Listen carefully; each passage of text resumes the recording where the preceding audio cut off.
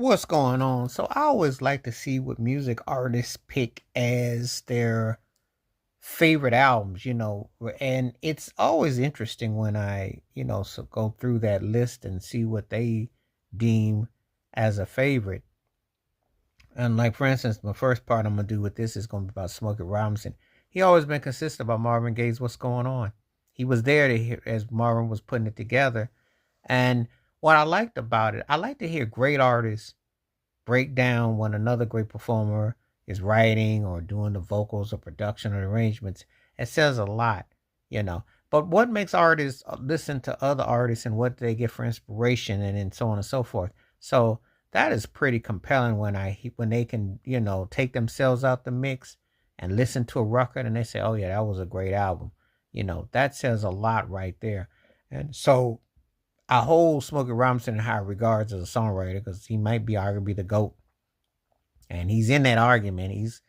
You can put him with the top 2 to 3. We can debate all day, all night. The last 60 years, good luck trying to debate against too many people against him.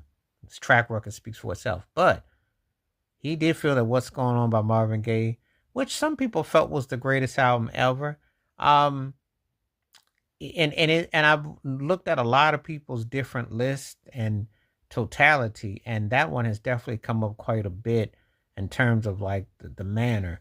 So I noticed quite a few artists, Smokey Robinson included, have included "What's Going On" by Marvin Gaye as the greatest album ever amongst their favorites.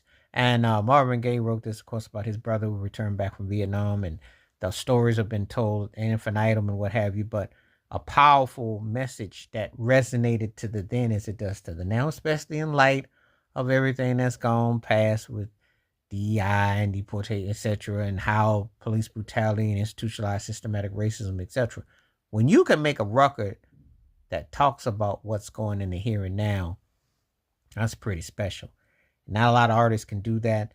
Not a lot of them would for fear of retaliation and low sales. And that's what Berry Gordy didn't want. So it says a lot that though Smokey Robinson was a company man and he was a vice president of Motown and he was Berry Gordy's right hand man, that he was strong about this project. That just goes to show you the creative minded. Of course, the album sold a chunk of records, and so it's been forever revealed and respected. And a lot of people have done covers of different songs and samples, etc., etc. You know, but to hear that, you know, and I'm gonna be talking about artists that how other people look at view certain artists and things that they say and how they put them in totality, um, how they resonate